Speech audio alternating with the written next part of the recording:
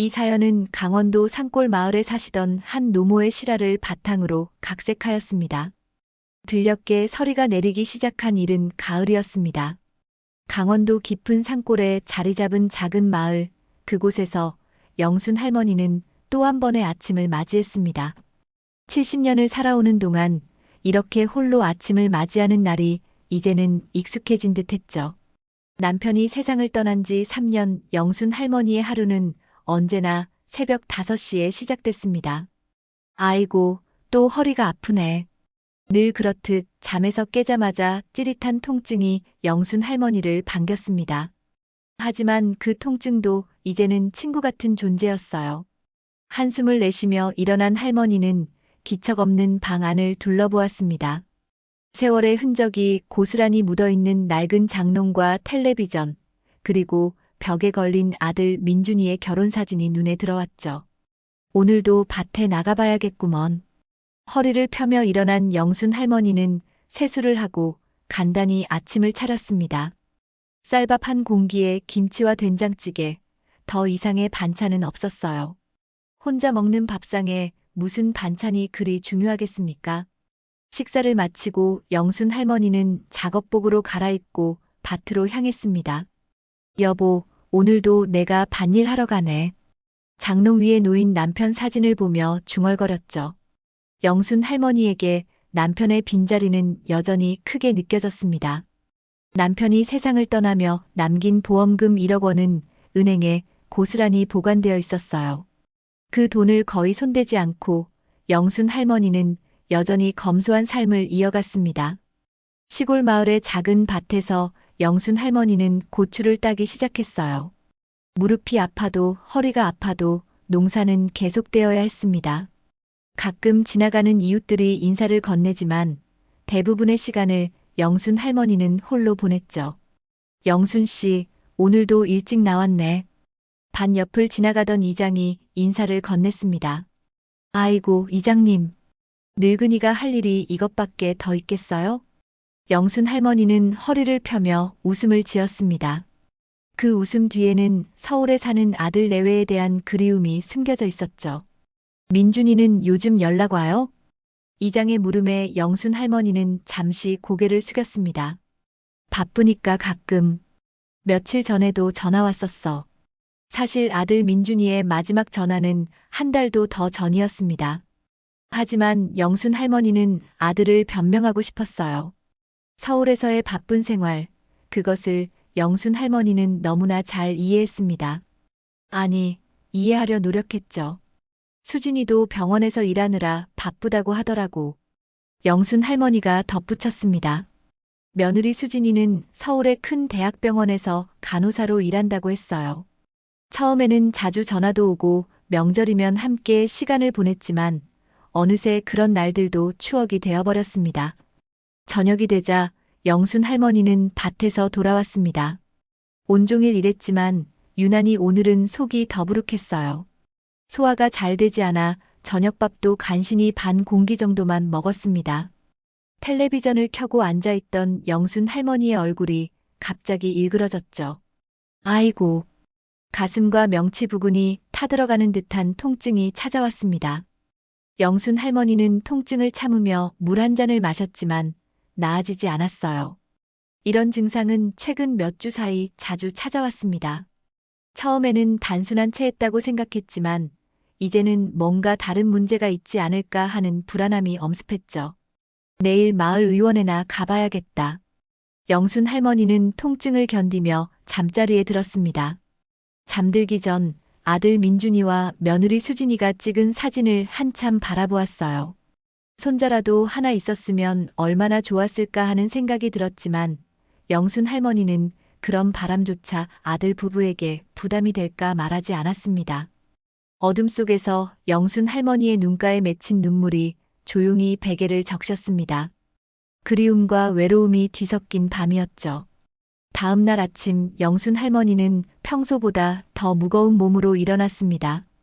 밤새 가슴이 타는 듯한 통증에 제대로 잠을 이루지 못했죠. 억지로 몸을 일으켜 마을 의원으로 향했습니다. 작은 마을의 유일한 의료시설인 이곳은 젊은 의사 한 명이 운영하고 있었어요. 어머니, 어디가 불편하세요? 하얀 가운을 입은 의사가 영순 할머니를 맞이했습니다. 영순 할머니는 최근 겪고 있는 소화불량과 가슴 통증에 대해 이야기했죠. 소화불량이 오래 지속되면 위염이나 다른 문제일 수도 있어요. 제가 기본적인 검사는 해드릴 수 있지만 정확한 진단을 위해서는 큰 병원에 가보시는 게 좋겠습니다. 의사의 말에 영순 할머니는 한숨을 내쉬었습니다. 서울까지 가야 한다는 생각에 막막했죠. 약만 좀 주시면 안 될까요? 임시방편으로 약은 드릴 수 있지만 증상이 계속된다면 반드시 큰 병원에서 정밀 검사를 받으셔야 해요. 특히 어머니 나이에는 더 조심해야 합니다. 영순 할머니는 고개를 끄덕이며 약을 받아들었습니다.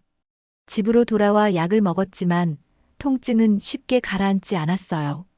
저녁이 되자 증상이 더 심해졌고 결국 영순 할머니는 아들 민준에게 전화하기로 마음먹었습니다. 떨리는 손으로 전화기를 들고 아들의 번호를 눌렀어요. 신호음이 몇 번 울리고 나서야 전화가 연결됐습니다. 여보세요? 영순 할머니는 아들의 목소리를 기대했지만 들려온 것은 며느리 수진의 목소리였죠. 수진아, 나 시어머니야. 아, 어머님. 무슨 일이세요? 수진의 목소리에는 미세한 짜증이 묻어 있었습니다. 배경에서는 시끄러운 소리가 들렸어요. 내가 요즘 속이 자꾸 아파서. 민준이 있니? 아, 남편은 지금 회의 중이에요. 제가 전할게요. 무슨 일인데요? 영순 할머니는 잠시 망설였습니다. 며느리에게 자신의 건강 문제를 털어놓는 것이 부담스러웠죠. 그냥 마을 의사가 큰 병원에 가보라고 해서. 아, 그래요? 큰 병원이요? 영순 할머니는 용기를 내어 말을 이었습니다. 수진아, 네가 일하는 병원에 한번 가볼까 해서. 전화 너머로 잠시 침묵이 흘렀습니다. 그리고 수진의 목소리가 들렸어요. 어머님, 저희 병원은 예약하기도 힘들고 복잡해요. 지방 대학병원에 가보시는 게 더 나을 것 같은데. 지금 좀 바빠서 나중에 다시 전화할게요. 말을 마치자마자 수진은 전화를 끊어버렸습니다. 영순 할머니는 한동안 전화기를 들고 멍하니 있었어요. 시계는 오후 8시를 가리키고 있었습니다. 아들의 집에서는 저녁 식사 시간일 텐데 통화가 이렇게 짧게 끝나리라고는 예상하지 못했죠. 바쁜가 보네. 영순 할머니는 중얼거리며 전화기를 내려놓았습니다. 하지만 가슴 한구석이 아려왔어요. 며느리의 말투에서 느껴지는 냉담함, 그리고 다시 전화하겠다는 약속이 진심으로 들리지 않았습니다. 그날 밤 영순 할머니는 결심을 했어요. 직접 서울로 가서 병원을 찾아보기로 한 것입니다. 민준이와 수진이가 일하는 병원이라면 더 좋을 테지만 며느리의 반응으로 보아 그곳을 찾아가는 것이 부담스러울 것 같았습니다. 그래도 큰 병원이라면 어디든 검사를 받을 수 있으리라 생각했죠. 다음 날 아침 영순 할머니는 일찍 일어나 짐을 챙겼습니다. 작은 가방에 갈아입을 옷 몇 벌과 약, 그리고 통장을 넣었어요. 남편이 남긴 보험금에서 조금 출금해 두었던 돈도 함께 넣었습니다. 여보, 내가 서울 좀 다녀올게. 장롱 위 남편 사진을 바라보며 영순 할머니가 말했습니다. 마치 살아있는 사람에게 말하듯 자연스러웠죠. 마을 버스 정류장에 도착한 영순 할머니는 서울행 버스를 기다렸습니다. 이른 아침이라 정류장에는 그녀 혼자뿐이었어요. 멀리서 버스가 오는 소리가 들렸고 영순 할머니는 떨리는 마음으로 자리에서 일어났습니다. 버스에 올라탄 영순 할머니는 창가에 앉아 점점 멀어지는 마을을 바라보았어요. 30년 넘게 살아온 이 마을을 떠나는 것이 왠지 모르게 마음을 무겁게 했습니다. 하지만 건강을 위해서는 어쩔 수 없는 선택이었죠. 버스가 고속도로에 진입하자 영순 할머니는 눈을 감았습니다. 서울까지는 3시간 정도 걸릴 터였어요. 가슴의 통증이 다시 찾아왔지만 영순 할머니는 참았습니다. 곧 병원에 가면 나아질 거라는 희망을 품으며 멀어지는 고향과 다가오는 서울 사이에서 영순 할머니의 여정은 계속되었습니다. 서울행 버스가 터미널에 도착했을 때 창밖으로는 이미 도시의 복잡한 풍경이 펼쳐져 있었습니다. 영순 할머니는 버스에서 내려 잠시 주변을 둘러보았어요. 서울은 그녀가 마지막으로 방문한 지 2년이 넘은 곳이었죠. 명절에 아들 민준이 내려오지 못한다고 해서 직접 올라왔던 그때가 마지막이었습니다. 택시를 타야겠구먼. 영순 할머니는 중얼거리며 터미널 앞에 늘어선 택시줄로 향했습니다. 오랜만에 본 서울의 높은 건물들과 분주한 사람들 사이에서 그녀는 왠지 모르게 작아지는 기분이었어요. 어디로 모실까요? 택시기사의 물음에 영순 할머니는 수진이가 일한다고 했던 대학병원의 이름을 말했습니다. 비록 수진이가 반기는 기색은 없었지만 아는 사람이 있는 곳이 낯선 병원보다는 나을 것 같다는 생각이 들었죠. 대학병원이면 어디가 편찮으신가 보네요. 택시기사의 말에 영순 할머니는 미소로 답했습니다. 굳이 자신의 상태를 낯선 이에게 설명하고 싶지 않았어요. 창밖으로 스쳐 지나가는 서울의 풍경을 바라보며 영순 할머니는 아들 내외가 사는 아파트 단지를 지나쳤다는 것을 알아차렸습니다. 저기 우리 아들 사는 데인데. 무심코 중얼거렸지만 영순 할머니는 곧 그 생각을 접었습니다. 병원에 다녀와서 시간이 된다면 들를 수도 있겠죠. 하지만 지금은 건강검진이 우선이었습니다. 대학병원에 도착한 영순 할머니는 넓고 복잡한 로비에서 잠시 당황했어요. 사방에서 사람들이 분주히 오가고 여러 안내판이 있었지만 어디로 가야 할지 알 수 없었습니다. 처음 오셨나요? 어디가 불편하셔서 오셨어요? 안내 데스크에 있던 젊은 직원이 영순 할머니에게 다가왔습니다. 영순 할머니는 자신의 증상을 설명했고 그 직원은 내과 접수처로 안내해 주었어요. 접수하시고 진료 순서 기다리시면 됩니다. 오늘 처음 오셨으니 진료 카드도 만드셔야 해요. 영순 할머니는 고맙다는 인사를 건네고 안내받은 대로 접수를 했습니다. 진료비를 미리 내고 대기번호를 받아든 영순 할머니는 복잡한 대기실의 한 구석에 자리를 잡았어요. 진료 순서가 오기까지는 한참 기다려야 한다고 했죠. 500번 환자분. 스피커에서 번호가 불릴 때마다 영순 할머니는 자신의 번호표를 확인했습니다. 아직 멀었어요. 그녀의 번호는 583번이었습니다. 시간은 점점 흘러갔고 영순 할머니의 속은 여전히 불편했죠. 병원 복도는 환자들과 의료진들로 분주했습니다. 영순 할머니는 간호사들의 모습을 유심히 살펴보았어요. 혹시 수진이를 만날 수 있을까 하는 기대감이 있었죠. 아침부터 오후까지 기다림이 이어졌습니다. 점심도 제대로 먹지 못한 채 영순 할머니는 병원 구내식당에서 간단히 국밥으로 허기를 달랬어요. 오후 3시쯤 영순 할머니가 화장실을 찾아 복도를 걸어가고 있을 때였습니다. 저 멀리서 익숙한 얼굴이 보였어요. 흰 간호사 유니폼을 입은 수진이었습니다. 영순 할머니의 심장이 빠르게 뛰기 시작했죠. 수진아. 영순 할머니는 반가움에 자신도 모르게 수진이의 이름을 불렀습니다. 하지만 시끄러운 병원 복도에서 그 목소리는 잘 들리지 않았어요. 영순 할머니는 천천히 수진이에게 다가갔습니다. 몇 걸음 앞까지 다가갔을 때 수진이도 영순 할머니를 발견했죠. 수진이의 표정이 순간적으로 굳었습니다. 놀람과 당혹감이 교차하는 얼굴이었어요. 영순 할머니는 미소를 지으며 한 걸음 더 다가갔습니다. 수진아, 내가. 영순 할머니의 말이 채 끝나기도 전에 수진이의 표정이 완전히 변했습니다. 마치 낯선 사람을 보는 듯한 차가운 눈빛이었어요. 뭘 봐요, 시발. 귀찮게 하지 마요. 영순 할머니의 귀에 들려온 수진이의 목소리는 차갑고 날카로웠습니다. 욕설이 섞인 그 말에 영순 할머니는 그 자리에 얼어붙었어요. 믿을 수 없는 표정으로 수진이를 바라보았지만 수진이는 이미 획 돌아서서 빠른 걸음으로 멀어지고 있었습니다. 수진아. 영순 할머니의 떨리는 목소리가 복도에 흩어졌습니다. 주변 사람들이 잠시 그녀를 쳐다보았지만 곧 각자의 일로 돌아갔죠. 영순 할머니는 다리에 힘이 풀려 벽에 기대어 섰습니다. 방금 전 들은 말이 현실인지 꿈인지 구분이 되지 않았어요. 정말 수진이가 맞았을까? 영순 할머니는 혼란스러운 마음으로 수진이가 사라진 방향을 바라보았습니다. 그토록 공손하고 다정했던 며느리가 어떻게 그런 말을 할 수 있는지 이해할 수 없었어요.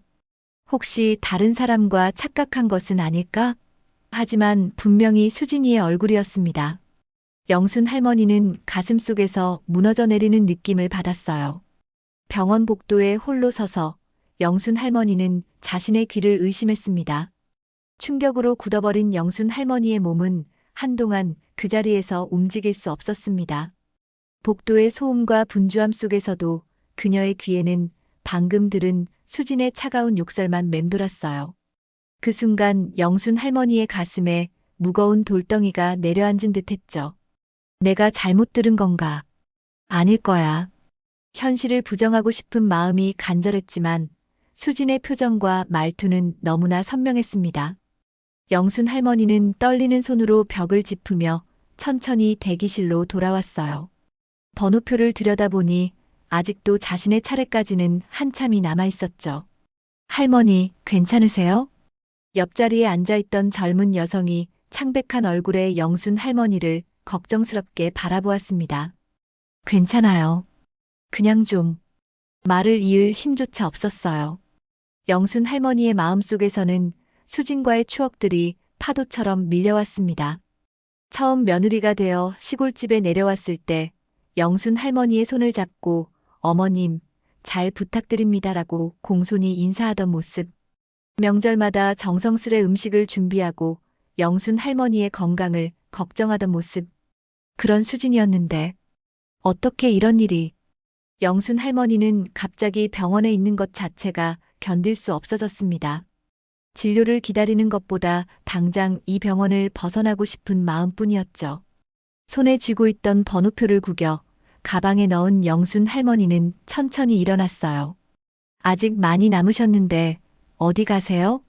접수 창구의 직원이 물었지만 영순 할머니는 고개만 저을 뿐이었습니다. 그저 빨리 이곳을 벗어나고 싶었어요. 병원을 나서자 오후에 햇살이 눈부셨지만 영순 할머니의 마음은 어둠 속에 갇힌 듯 했습니다. 병원 앞 벤치에 앉은 영순 할머니는 떨리는 손으로 휴대폰을 꺼냈어요.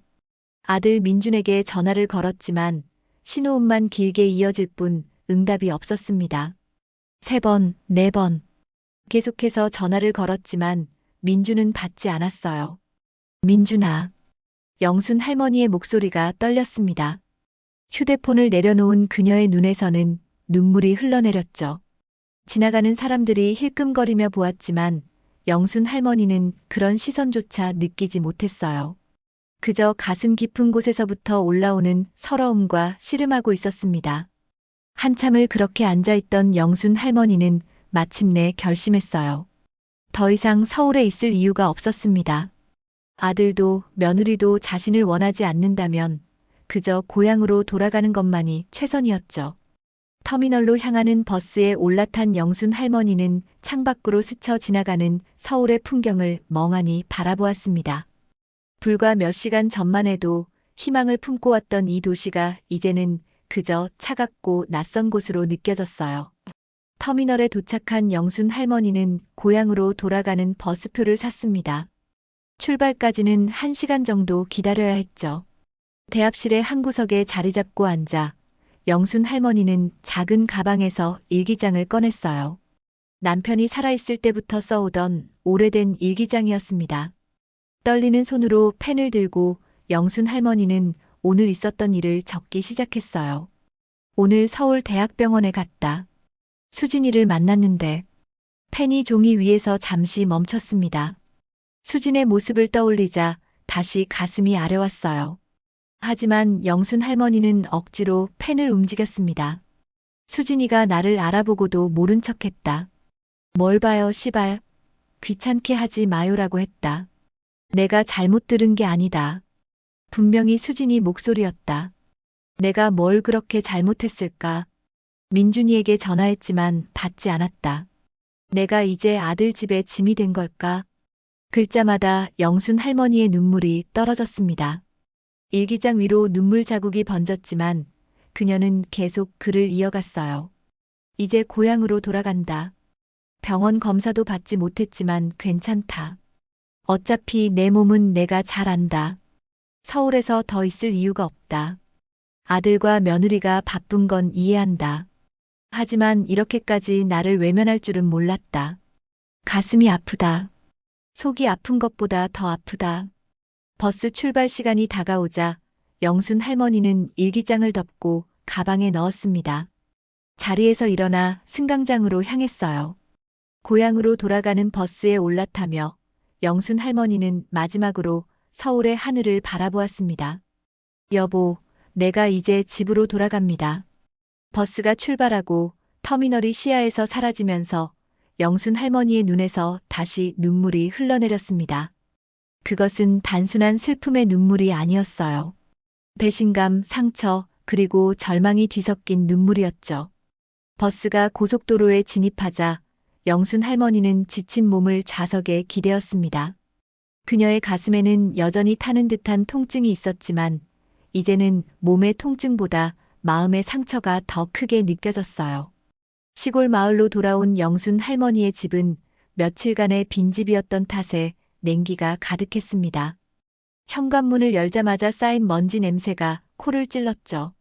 집 안으로 들어선 영순 할머니는 짐을 내려놓고 방 한가운데 우두커니 섰습니다. 이제 다시 일상으로 돌아와야 한다는 생각에 한숨이 절로 나왔어요. 아이고. 방 구석에 있는 남편 사진을 바라보며 영순 할머니는 몸을 웅크렸습니다. 서울에서의 기억이 물밀듯 밀려왔어요. 수진의 차가운 눈빛과 욕설, 받지 않는 민준의 전화. 모든 것이 악몽 같았습니다. 먼저 불을 피우고 방을 데웠어요.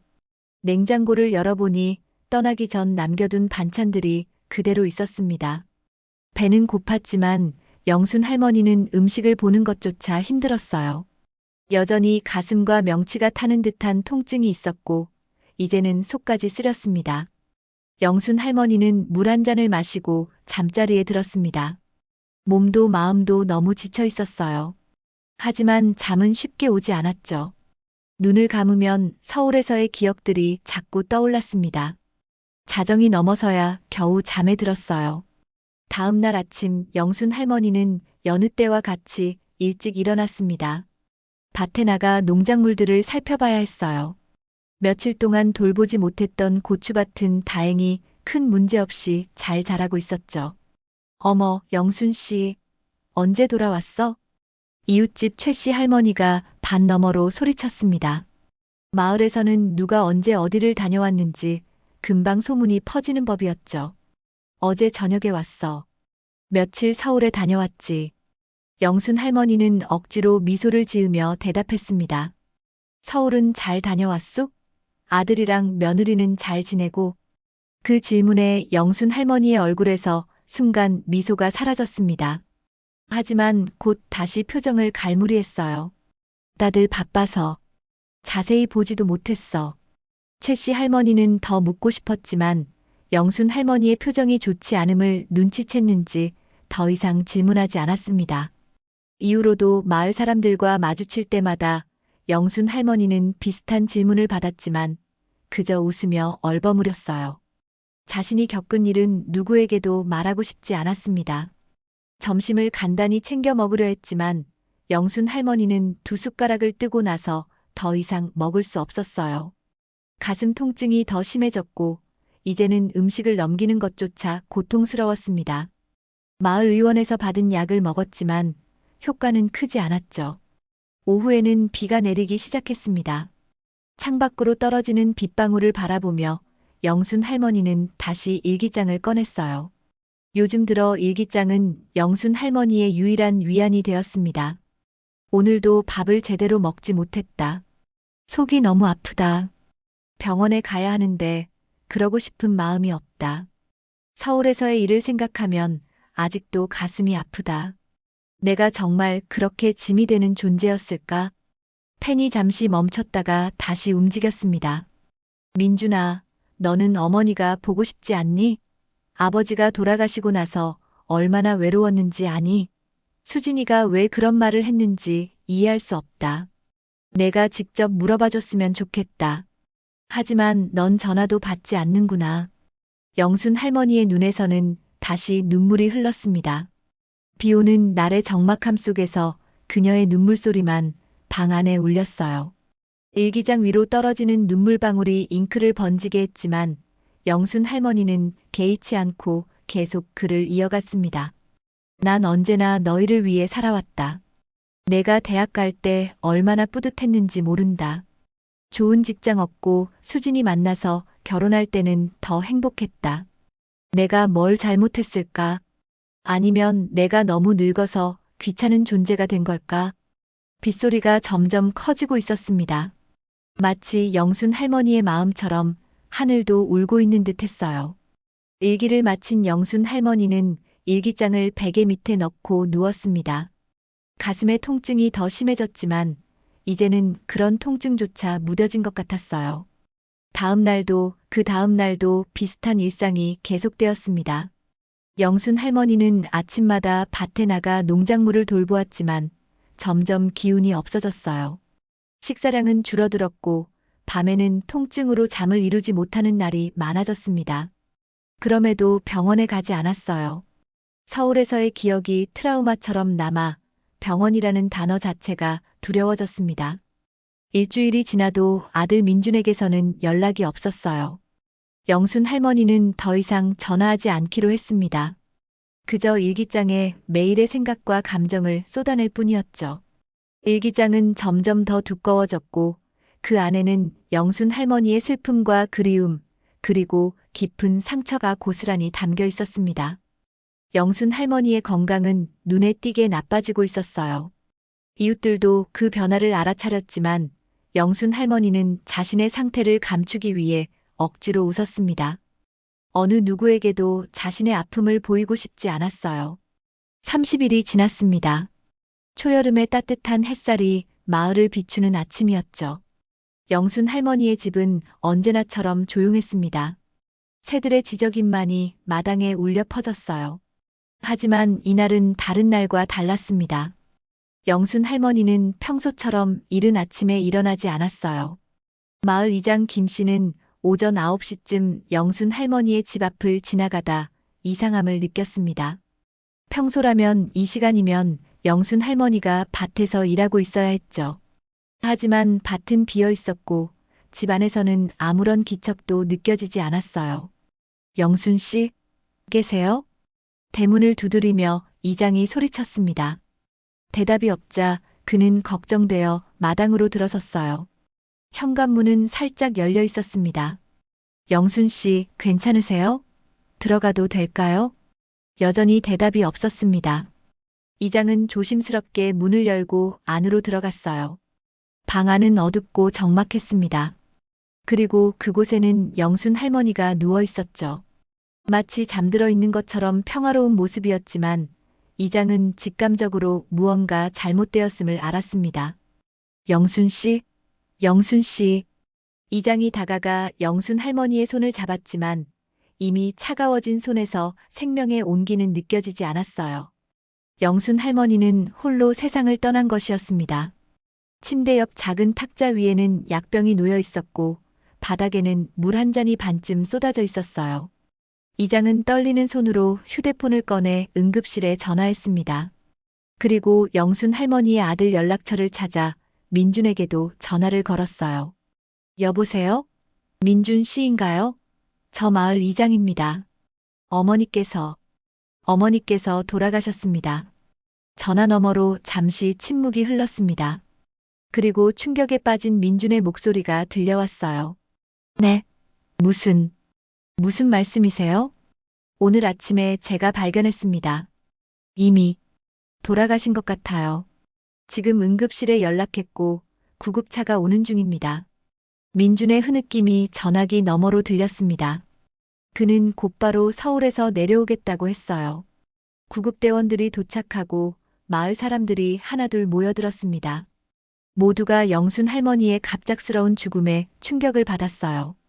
그녀가 최근 건강이 좋지 않았다는 것은 알고 있었지만 이렇게 갑자기 세상을 떠날 거라고는 아무도 예상하지 못했습니다.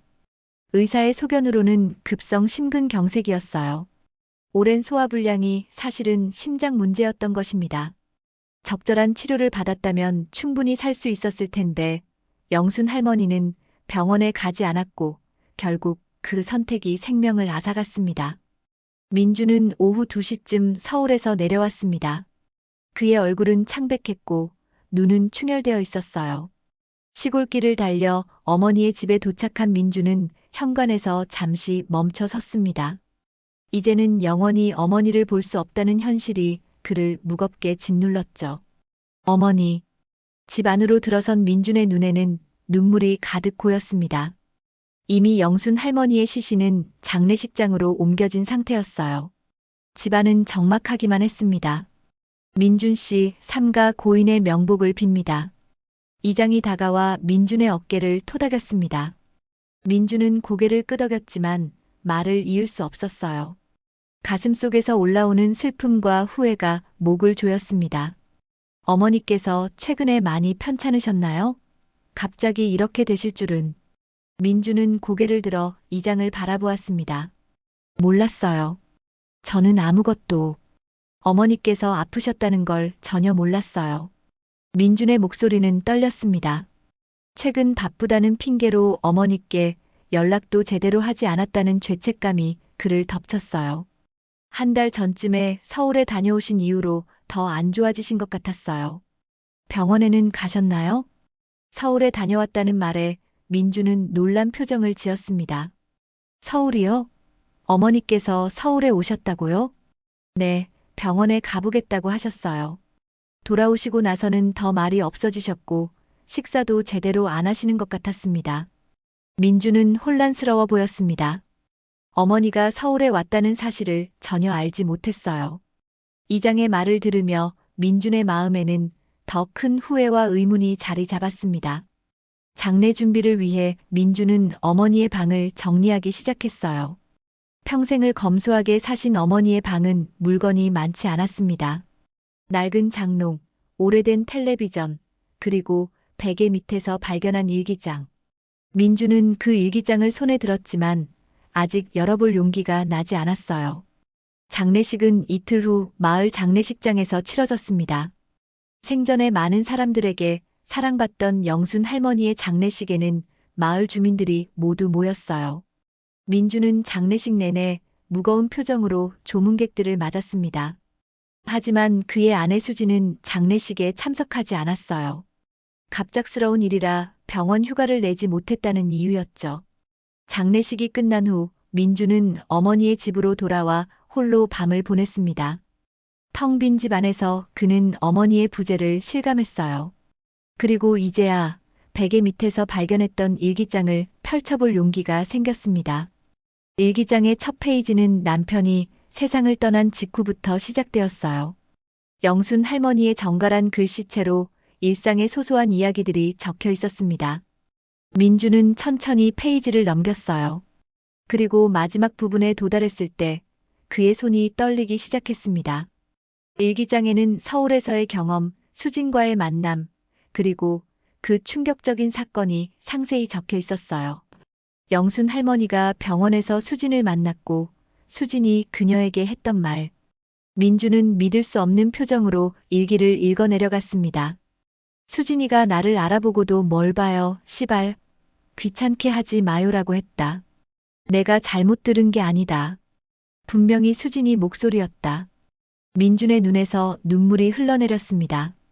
어머니가 겪었을 충격과 상처를 생각하니 가슴이 찢어지는 듯 했어요.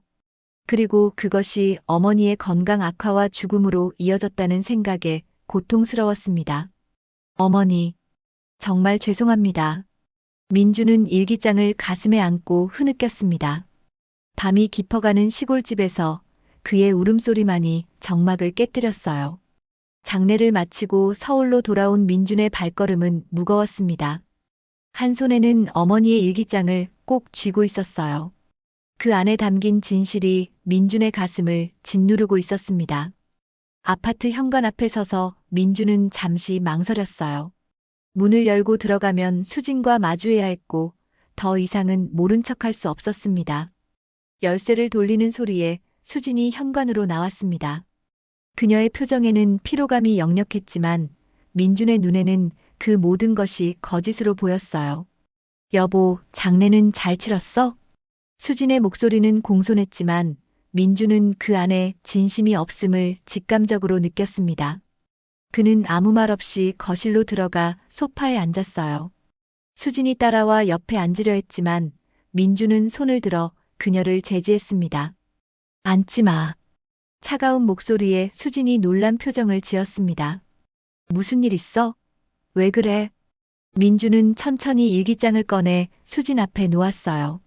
그의 눈에는 분노와 슬픔이 교차하고 있었습니다. 너 한 달 전에 어머니 만났지? 수진의 얼굴이 순간 굳었지만 곧 무표정으로 돌아왔어요. 무슨 소리야? 난 어머니 만난 적 없어. 민주는 일기장을 펼쳐 특정 페이지를 가리켰습니다. 여기 다 적혀 있어. 어머니가 소화불량으로 고생하셨고 서울 병원에 검사받으러 오셨다는 거. 그리고 거기서 너를 만났다는 거. 수진의 눈이 흔들렸지만 그녀는 여전히 부정했습니다. 난 정말 만난 적 없어. 병원에는 환자가 많잖아. 어머니가 누군가를 나로 착각하신 거 아닐까? 민주는 깊은 한숨을 내쉬었어요. 그리고 일기장의 내용을 천천히 읽기 시작했습니다. 오늘 서울대학병원에 갔다. 수진이를 만났는데 수진이가 나를 알아보고도 모른 척했다. 뭘 봐요, 시발. 귀찮게 하지 마요라고 했다. 내가 잘못 들은 게 아니다. 분명히 수진이 목소리였다. 일기를 읽는 민준의 목소리가 떨렸습니다. 그의 눈에서는 눈물이 흘러내렸어요. 어머니가 그날 충격받고 돌아가셨어. 병원 검사도 제대로 받지 못하고. 그리고 한 달 후에 돌아가셨어. 수진은 잠시 침묵했습니다. 그리고는 어깨를 으쓱하며 말했어요. 늙은이가 헛소리한 거예요. 내가 왜 그런 말을 해? 나를 의심하는 거야? 민주는 그 말에 분노가 치밀어 올랐습니다. 오래도록 함께한 아내였지만 이제 그녀는 완전히 낯선 사람처럼 느껴졌어요. 어머니가 거짓말을 하실 이유가 없잖아. 내가 거짓말하고 있는 거지. 민준의 목소리가 커졌습니다. 수진의 표정이 변했어요. 더 이상 가식적인 미소는 없었고 차갑고 날카로운 눈빛만 남아 있었습니다. 그래, 맞아. 내가 그랬어. 어때서? 수진의 갑작스러운 고백에 민주는 말을 잃었습니다. 예상은 했지만 이렇게 냉정하게 인정할 줄은 몰랐어요. 왜? 어떻게 그럴 수 있어? 민준의 목소리는 떨렸습니다. 수진은 비웃듯이 웃었어요. 왜? 내가 왜 그랬을 것 같아? 시골에 틀어박혀 사는 시어머니가 갑자기 병원에 찾아오면 좋겠어? 나를 통해서 병원 편하게 이용하려고? 우리 병원이 어떤 곳인데? 내가 뒤에서 얼마나 비웃음거리가 될지 생각해봤어? 민주는 믿을 수 없다는 표정으로 수진을 바라보았습니다. 이 여자가 정말 자신이 사랑했던 사람인지 의문이 들었어요. 나는 항상 내 커리어가 최우선이야. 시골 시어머니가 와서 내 평판에 영향 주는 건 원하지 않았어. 그래서 그냥 모르는 척한 거지. 수진의 냉정한 말투에 민주는 가슴이 찢어지는 듯 했습니다. 그토록 자상하고 다정했던 어머니를 그저 자신의 커리어에 방해가 된다는 이유로 모욕한 것이었죠. 그런데 설마 그런 일로 죽을 줄은 몰랐지. 그냥 나이든 시어머니가 충격받고 잠시 화났을 거라고 생각했어. 죄책감 느낄 필요 없어. 어차피 그 나이면 언제든 돌아가실 수 있었잖아. 수진의 말 한마디 한마디가 칼날처럼 민준의 가슴을 후벼 팠습니다. 그는 일어서서 벽을 내리쳤어요. 내가 어떻게 그런 말을. 어머니는 우리를 위해 평생을 사셨어. 남편 보험금 1억 원도 손대지 않으시고 검소하게 사시면서 항상 우리 걱정만 하셨는데. 민주는 격분했지만 수지는 여전히 냉정했습니다. 그래서 우리에게 돈을 달라고 하지는 않았잖아. 오히려 난 그게 더 부담스러웠어. 언제 돈 달라고 할지 모르니까. 어머니는 그런 분이 아니셨어. 민준의 목소리가 작아졌습니다. 수진의 말은 계속되었어요. 솔직히 말해봐. 늙은 부모님 모시고 사는 게 얼마나 귀찮은 일인지 너도 알잖아. 우리 사이에 아이도 없는데 시어머니까지 신경 써야 한다면 내 인생은 어떻게 되겠어? 민주는 더 이상 듣고 싶지 않았습니다. 그는 천천히 결혼 사진이 걸려있는 벽으로 걸어갔어요. 그 사진 속에서 환하게 웃고 있는 수진과 지금의 수진은 완전히 다른 사람 같았습니다. 우리 이혼하자. 민준의 말에 수진은 잠시 놀란 듯 했지만 이내 냉소적인 웃음을 지었어요. 그래, 이혼하자. 어차피 너희 집안에는 돈도 없잖아. 보험금 1억 원? 그거 가지고 뭘 하겠어. 더 잘 된 거야. 민주는 말없이 수진을 바라보았습니다. 그리고 마지막으로 한마디를 덧붙였어요. 어머니는 나한테 전화도 하셨던 거야. 내가 받지 않았고. 그게 마지막 기회였는데. 이제 다시는 어머니 목소리를 들을 수 없어. 민준의 목소리에는 깊은 후회와 슬픔이 담겨 있었습니다. 그는 천천히 방으로 향했어요. 그날 밤 민주는 소파에서 잠을 청했습니다. 어머니의 일기장을 가슴에 품은 채 그는 끝없는 후회와 슬픔에 잠겼습니다. 어머니의 마지막 순간을 함께하지 못했다는 죄책감, 그리고 진실을 몰랐던 자신의 무지함에 대한 분노가 그를 괴롭혔어요. 밤새 잠을 이루지 못하고 민주는 어머니와의 추억을 하나하나 되새겼습니다. 그리고 아침이 밝았을 때 그는 결심했어요. 더 이상 이 집에, 이 생활에, 이 여자와 함께할 수 없다는 것을. 아침이 밝았습니다. 창문 너머로 도시의 소음이 들려왔지만 민준에게는 그 모든 것이 멀게만 느껴졌어요. 어젯밤의 대화가 꿈이기를 바랐지만 소파에 앉아있는 자신의 모습이 현실임을 증명했습니다. 그의 옆에는 어머니의 일기장이 놓여 있었죠. 그 안에 담긴 진실이 민준의 인생을 완전히 바꿔놓았습니다. 화장실에서 나오는 수진의 발소리가 들렸어요. 민주는 천천히 일어나 자신의 짐을 싸기 시작했습니다. 많은 것이 필요하지 않았죠. 몇 벌의 옷과 중요한 서류, 그리고 어머니의 일기장이 전부였습니다. 이렇게 갑자기 나가게. 욕실에서 나온 수진이 민준을 바라보며 물었습니다. 그녀의 목소리에는 어떤 감정도 담겨 있지 않았어요. 더 이상 같이 살 수 없을 것 같아. 민준의 대답은 단호했습니다. 어제의 충격과 슬픔이 이제는 굳건한 결심으로 바뀌었어요. 그래, 알았어. 이혼 서류는 내가 준비할게. 재산 분할은 필요 없잖아. 내 어머니의 보험금은 내가 가지고. 수진의 냉정한 말투가 민준의 가슴을 다시 한번 찔렀지만 더 이상 아프지는 않았습니다. 이미 그의 마음은 멀리 떠나 있었어요. 변호사를 통해 연락하자. 민준은 마지막 짐을 챙기고 현관으로 향했습니다. 수진은 그를 막지 않았어요. 오히려 안도하는 듯한 표정이었죠. 문을 닫기 전 민준은 마지막으로 한번 뒤돌아보았습니다. 7년간의 결혼 생활이 이렇게 끝날 줄은 몰랐어요. 민주는 임시로 회사 근처의 원룸을 구해 지냈습니다. 이혼 절차는 예상보다 빠르게 진행되었어요. 수지는 어떤 재산 분할도 요구하지 않았고 민준도 마찬가지였습니다. 한 달 만에 두 사람은 법적으로 완전히 남이 되었죠.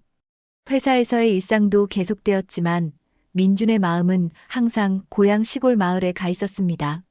어머니가 홀로 지켜온 그 농가, 어머니가 그토록 사랑했던 그 마을이 그를 부르는 것 같았어요. 매일 밤 민주는 어머니의 일기장을 읽으며 눈물을 흘렸습니다. 어머니의 삶, 그리고 사랑이 고스란히 담겨 있는 그 일기장은 이제 민준에게 가장 소중한 보물이 되었죠. 이혼 후 2달이 지났을 때 민주는 큰 결정을 내렸습니다. 서울에서의 삶을 정리하고 고향으로 돌아가기로 한 것이었어요. 회사에 사직서를 제출하고 가지고 있던 물건들을 정리했습니다. 그리고 어머니가 남긴 보험금 1억 원의 용도도 결정했죠. 다시 찾은 시골 마을은 여전히 평화로웠습니다. 민준이 어머니의 집 앞에 섰을 때 마을 이장이 다가왔어요. 민준 씨, 서울 생활은 어떠셨어요? 이장의 질문에 민준은 쓴웃음을 지었습니다. 이제 서울에서의 생활은 끝냈습니다. 앞으로는 여기서 살려고 해요. 이장의 눈이 커졌습니다. 정말요? 그런데 일은 어떻게? 걱정 마세요. 제가 할 수 있는 일을 찾을 겁니다. 일단은 어머니의 농사를 이어가고 싶어요. 민준의 말에 이장은 감격한 표정을 지었어요. 젊은이들이 모두 도시로 떠나는 시대에 오히려 도시에서 돌아오는 이는 드물었으니까요. 집 안으로 들어선 민주는 먼지가 쌓인 가구들을 하나씩 닦기 시작했습니다. 어머니가 생전에 아끼던 물건들, 그리고 가구들을 정리하며 그는 어머니의 삶을 더 깊이 이해하게 되었어요. 검소하지만 사랑이 넘치는 그 삶이 얼마나 값진 것이었는지 깨달았습니다. 며칠 후 민주는 마을 주민들을 어머니의 집으로 초대했어요. 이장을 비롯한 마을 어르신들이 모두 모였고 민주는 중요한 발표를 했습니다. 어머니께서 남기신 보험금 1억 원이 있습니다. 이 돈으로 저는 마을 발전을 위한 기금을 만들고 싶습니다. 특히 마을 어르신들의 의료 지원과 아이들의 교육에 사용되었으면 합니다. 민준의 말에 주민들은 놀라움을 감추지 못했어요. 그런 큰 돈을 마을을 위해 내놓는다는 것이 쉬운 결정이 아니었기 때문입니다. 어머니는 평생 이 마을을 사랑하셨어요. 그리고 이 마을 주민들이 어머니를 끝까지 돌봐주셨죠. 이제 제가 그 은혜를 갚고 싶습니다. 민준의 눈에 눈물이 고였지만 그는 억지로 미소를 지었습니다. 이장은 감동한 표정으로 민준의 손을 꼭 잡았어요. 영순 씨가 하늘에서 보면 정말 기뻐하실 겁니다. 그날 이후로 민준의 새로운 삶이 시작되었습니다. 어머니의 농사를 이어가면서 그는 마을 발전 기금 운영에도 적극적으로 참여했어요. 도시에서 배운 지식을 활용해 마을 농산물의 인터넷 판매도 시작했고 방치되었던 빈집들을 활용한 체험 농장 프로그램도 기획했습니다. 처음에는 서툴렀지만 시간이 지나면서 민주는 농사일에도 익숙해졌어요. 어머니가 그토록 사랑했던 밭에서 일하는 것이 그에게는 위로가 되었습니다. 때때로 허리가 아프고 손에 물집이 생겨도 그는 행복했습니다. 어머니의 삶을 이해하게 되었기 때문이죠. 1년이 지난 어느 날 민주는 어머니의 산소를 찾았습니다. 잘 정돈된 묘지 앞에 무릎을 꿇고 앉아 그는 지난 1년간의 이야기를 들려주었어요. 어머니, 마을에 작은 의원이 생겼어요. 어머니 이름을 딴 영순 의원이랍니다. 이제 마을 어르신들이 아프면 멀리 가지 않아도 된다고 모두 좋아하세요. 그리고 제가 농사를 지은 고추가 상을 받았어요. 어머니께 배운 대로 했더니 정말 잘 되더라고요. 민준의 목소리는 따뜻했고 그의 얼굴에는 미소가 어려 있었습니다. 더 이상 슬픔이나 후회가 아닌 감사와 사랑이 그의 마음을 채우고 있었어요. 어머니, 이제야 어머니의 삶을 이해하게 됐습니다. 그리고 어머니가 얼마나 저를 사랑하셨는지도요. 늦게 깨달아 정말 죄송해요. 하지만 이제는 제가 어머니의 뜻을 이어가고 있으니 걱정 마세요. 바람이 불어 민준의 머리카락을 살짝 흔들었습니다. 마치 어머니가 쓰다듬어 주는 것 같은 느낌이었어요. 민준은 눈을 감고 그 감촉을 온전히 느꼈습니다. 사랑합니다, 어머니. 민준의 말이 바람을 타고 하늘로 올라갔습니다. 그리고 그는 새로운 희망과 함께 마을로 돌아가는 길을 걸었어요. 어머니의 빈자리는 여전히 크게 느껴졌지만 이제 그는 그 자리를 사랑으로 채워나가고 있었습니다. 어머니의 삶을 통해 배운 소중한 가치들을 지키며 민주는 자신만의 새로운 길을 걷기 시작했습니다. 그것이 바로 어머니가 남긴 진정한 유산이었으니까요.